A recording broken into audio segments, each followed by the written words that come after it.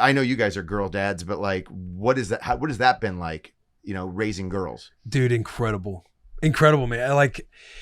Like Rue, right now she's 3. She's very intense with her emotions. It's been great for myself. I grew up, it was me and 2 other brothers. My mom, she, a lot of like boy energy handling us and everything else. But being intense like with her emotions, is that the PC version of whining all the time? She's a whiner, but she feels all of her emotions in like a big way. Okay, so like having to communicate with a 3-year-old like in the trenches has been very much a learning experience for myself. And then Scotty Joe, she's 10 months old. She's just she's like Micah Parsons on third down. She's scrambling everywhere all over the floor right now. But it's the best feeling in the world being a girl dad. Did you educate him at all about a 3-year-old? Yeah, no, I think we've kind of played the games of like, okay, she's 3. This like I remember when Rue was born, because I had my oldest. I might have not. I already had Willow as well, so I had both my kids. And it's almost like the first 6 months are kind of a grind because you don't really understand. Look at that talent. Yeah, yep. 6 months to a year and a half, you're in a good spot. You're in a good spot, but it's like around that 6-month mark is when you see the smile and they recognize you when you come into a room, and that's when you're like, you're obviously in as a father, but that's when you're like, I 100% understand what the feeling everyone's talking about is. So if you don't feel it right away, that's perfectly fine. For my kids, like my oldest daughter she's 8 years old.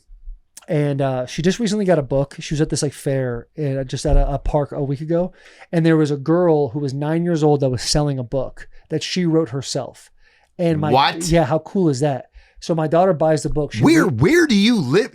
Your daughter's learning Mandarin. This 9-year-old's writing books. My kids. Who do you hang out with? My kids are the best. My kids are the best. But like when my oldest, she gets this book and she's like you can tell like truly inspired. So now my Win has written 4 chapters of her own book in the last week and a half of these 3 kids. She's like, it's a rated R story, Daddy. I'm like, oh, what's rated R mean? She's like, there's guns. And I'm like, oh, okay. And then the story starts with these 3 girls. They're in this car. The mom leaves at the gas station. Someone starts shooting up the car. So the 9-year-old gets in the car, drives off. They end up in this boat in the island. They meet with these other kids. They find their dad. Like, she's telling me the story and I'm reading the words and like, some of them are misspelled, but like when she reads it, it's like it's fluid because it's like how her brain is seeing the words, and it's awesome. And she's taking piano lessons now, where she wrote a theme song for the book, like because she's big into Harry Potter, so she hears the Harry Potter theme song. She's like written notes and plays the theme song. It's incredible on piano. On piano, and this is like you're 8. Yeah, this is she plays like piano. She's not like it ain't Mozart, but she's out there. She working like she understands the keys. Do you play? No, dude. I'm a front man. I can I can give you a little something. I'm a watcher. I'm a front man. But and then my youngest daughter, like I think the second is really unique because they watch the oldest and they want to they kind of fall in line with the oldest and follow whatever they do. It's really cool to see my youngest daughter find her voice and start to find like her own interests, what she likes to do, where she likes to be dependent, where she likes to be independent. And it's like, I was literally having breakfast with my oldest daughter this morning. And I was like, I think I'm in like peak dad mode right now. And I've said this a bunch of times in the pod. She's like, what does that mean? I was like, we're already decorating for Spooktober. We're already getting ready for like October 1st is the kickoff to the holiday season. Mm-hmm. So we got a whole bunch of stuff going around the house. I was like, dude, in like 3 years, you're not going to care about this. Like you might be like me that like doesn't care, then comes back to it. But like, you're fully invested. She doesn't know about Santa just yet, but like she's all about Santa still. So it's like the position I'm in as a father, it's like knowing that you're in the good old days while you're in them. Because right now it's like, it's the fucking best, dude. It is all time. Yeah. That's a win right there. My wife. And then I'm holding my youngest daughter right there. But yeah, man. I got 5 and 7 and it's a lot. Like I want to be there as much as possible with WWE. I travel a lot. So I wonder what the grind was for you guys in football. I mean, you get to go home though every day, right? You go home every day. Like he had his kids after football. For me, it was, like you just know those 6 months are a blur and you try to be as good with your time as possible about like being present when you can be. But like, when I was playing, it was like I'm always thinking about the rusher I'm going against or the defense I'm going against and how I played last week. How can I play better this week? So it's very difficult to be present all the time because, you say you've been doing WWE for 20 years. Mm-hmm. It's like there's like 3 guys that's ever played 20 years in the NFL, and like like it's such a finite amount of time. So my wife did an amazing job of like getting times. Like, hey, we're gonna be together at this time. She knew the schedule inside and out. But it was, it's tough, man, especially when you're in it. And one thing that I think a lot of people don't talk about is after the season. When the season ends and you're so used to kind of everyone catering to you, and you're now in an off season where now I'm integrating back into our family's lives, but they have the routine, they have the things they do. Yes. And no one ever talks about the routine. No one talks about it. And it's like, there would always be like friction between me and my wife, like between week 1 and week 3 of like the off season, because like I'm trying to find my way back in.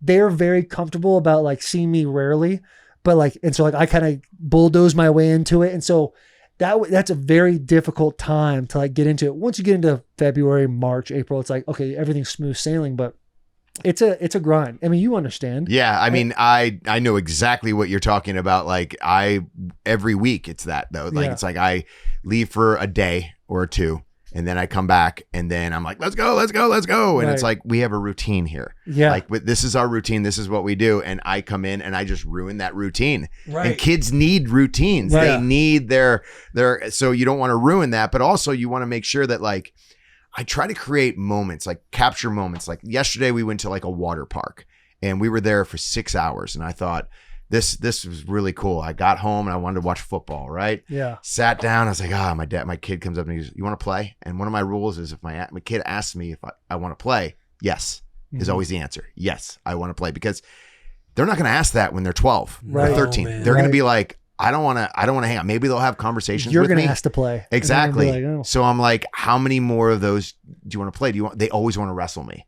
Cause they believe it or not. Yeah. Shocking, right? Same. But it's okay. So it's not just that I'm a wrestler. I come home, my youngest daughter goes, Daddy, we want to catch these hands. And I'm like, all right, get in the bedroom. And I take them and I just throw them all over our master bedroom. And I'm like, I'm throwing them in the air. Now, does your wife go, stop playing so rough with them? There's been, we've probably wrestled, let's just say 100 times in their lives. There's been 35 times tears happen, but they got to find out who they are. Normally like, every time, but yeah. they love. I remember I used to play with my Uncle Nick, and my Uncle Nick was like professional boxer, like really rough. And I remember my mom always going, Nick, you're playing too rough with him. Yeah. And I would cry. But I remember those times, and I remember, even though I was crying then, like I remember them fondly. Mm-hmm. And like I remember smiling and happy, and every time I'd see my Uncle Nick, I'd try to like wrestle him and like get it. So I remember those times, even though I was crying every time I wrestled them, it didn't matter. So like when I'm with my daughters, I don't make them cry, obviously. Right. But like tears do happen sometimes because we play rough. They want to play rough. They don't like, they're like, Dad, you're playing too light.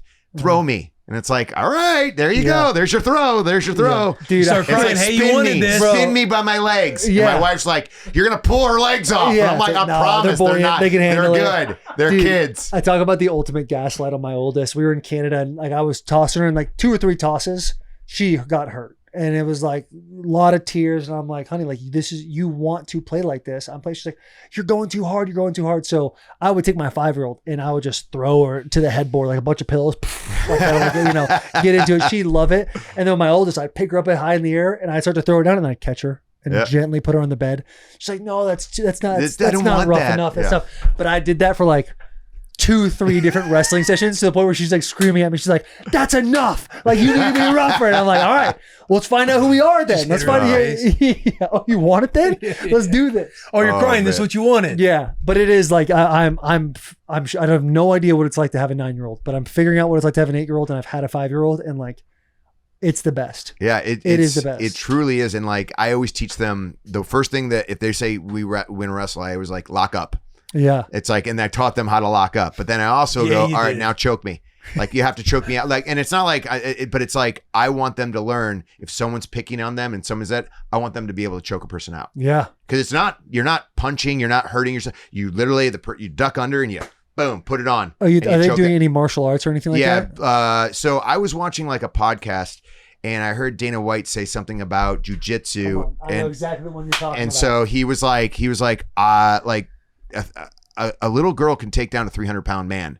And I'm like, come on. It's like, if they have the right technique and they know how to do it, like they can do it. So I got my daughters into jujitsu because I was like, I want my daughters to be able to take care of themselves. Bro. 100%, And I also man. think confidence level of knowing that you have the confidence to take care of yourself. Have the ability to when you protect need yourself. To. Yes. Yeah. We started doing the same thing. Like I saw that podcast as well. And I was trying to like really press organized sports. And I was talking to my oldest and I'm like, hey, listen, your dad, he did it. He's kind of, you got the genes. Basically, I was giving her the talk. Like, if you want to play sports, you can do it. And you can get a scholarship, blah, blah, blah. I'm trying to explain Title IX to her, the whole thing. And she kind of sits back. We're watching playoff hockey. She sits back. She's like, you know what, Dad? I think I'm just going to be me. And I was like, all right, right then and there, like competitive, like team sports kind of died. Now that's okay, but they have to do something. So I got them into jiu-jitsu, and it took a little bit of time for them to really get into it. But once they got that first stripe on their belt, they're locked in. They are all about it. I did the bribe. Hey, every time you win, I get you $1. But they're about it now. So was it crying before going? Like, I don't want to go. I don't want to go because they're too the thing busy, I struggle with, like man. playing with stuff. And it's like, and you are like, okay, you know what? They don't want to do it. Right. But then it's also like, do they, or because when they're there, they Right, love they it. love it. Exactly. They're having so much fun, but getting them to the place is so difficult. And it's like, I'm like more strict on that. Like where it's like, no, if we're doing this, I gotta give them like, do you want to do jujitsu? Yes. Okay. If we do this, you have to do it. Right. You can't just quit. Right. We have to do it There's for no 1 getting year. out of it. Yeah. And I'll tell you what, if after the class, you don't want to do it anymore, you don't have to do it anymore. And usually after the class, I was like, do you guys want to do it? And they're smiling. They're happy. They just took a boy down. Yeah. Did you see Right, me they take the start to boy build down? some confidence. Yeah. in Oh it. yeah. Build And it they're, up.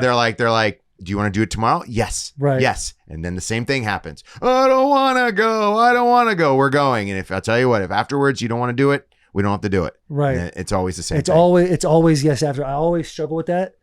And I remember being a freshman in high school. I got like a lot of trouble in middle school, and I was a freshman in high school. It was summer workouts, a group in Arizona, and so it's like 100 and whatever degrees, and they have like the freshmen, the JV, and the varsity. We're all like kind of doing camp drills. And I'm like this, like I'm not like fat, but I'm like shapely. I'm a shapely individual. I look like Mike from Monsters Inc. And I'm dying. I've never had this difficult conditioning in my life. So I go up to my dad who's in the stands and I go, I'm done. I don't want to play football. I want to quit.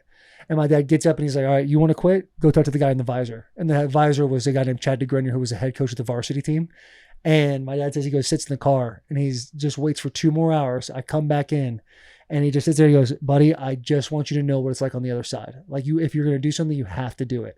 And I mean, without that conversation, if he walked up and quit, it's like, we're not all sitting here. And it's like one of those things you look at your kids and like when they're crying and they're having a meltdown and my wife's like, do they really have to go? It's like, no, they don't have to go, but they should go because they committed to doing something. And it's like, you just want them to get to the other side. And once they got that stripe, that's like, oh, I've had a little bit of success here. Now it's like, when's jujitsu next?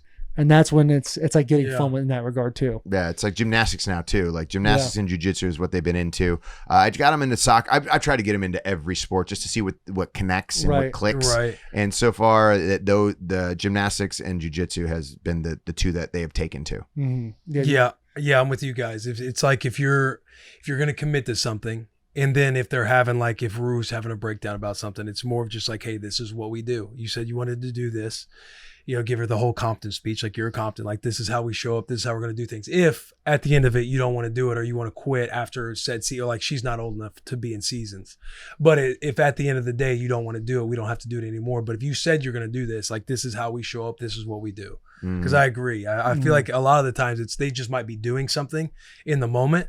And it's like, well, they don't know what it looks like unless you teach them. And like the world's going to be hard. That's just however it is. It's like you can micromanage your kids as much as you want, but at some point they're going to have your principles, your foundational thinking, like once they step out into the world, and you want them to know like, hey, you might not want to do this today. But if you're somebody who, keeps your word, you keep your commitment, like you'll think the right way. Like once you get to that age and it's like, hey, this is how we're going to do it. If you say yes, like you keep your word, we're going to show up. So those are like the foundational things. Cause it's hard when they're crying. It's like, I mean, they are just 3, 4, 5, like they don't have to, but it's like, is it because I kind of don't want to go either? Or then you start to have that self-talk with yourself. It's like, no, they need to know what this looks like. I have self-talk every day. Like literally, there has never been something so confusing in my life than parenting. Yeah. It's just every time I'm out there, I'm like, am I doing the wrong thing? Like is the reason she's crying is because she really doesn't like it, or is she just having a meltdown? And sometimes that happens. And, maybe she really does, but then she's smiling now. So it's like, wait, and I'm like going in my head, I'm going, how can I do this? Okay. How can I develop her confidence? Cause I want her to be a confident, strong individual, and smart and fun. And everything that you want like your daughters to be, you want them to be, and how do you guide them? You can't give them everything. Right. You Yeah. can't If you lay just it say up. yes, That's the hardest if thing you just too. say yes Yeah. to Right. everything, then you're like, Yeah. oh man, I'm just Right. giving him everything and they don't learn. Then like That's- false confidence where you just lay it up for them. It's like, oh, that was awesome. And you keep, and then you're kind of just hoping that it works out again the next time.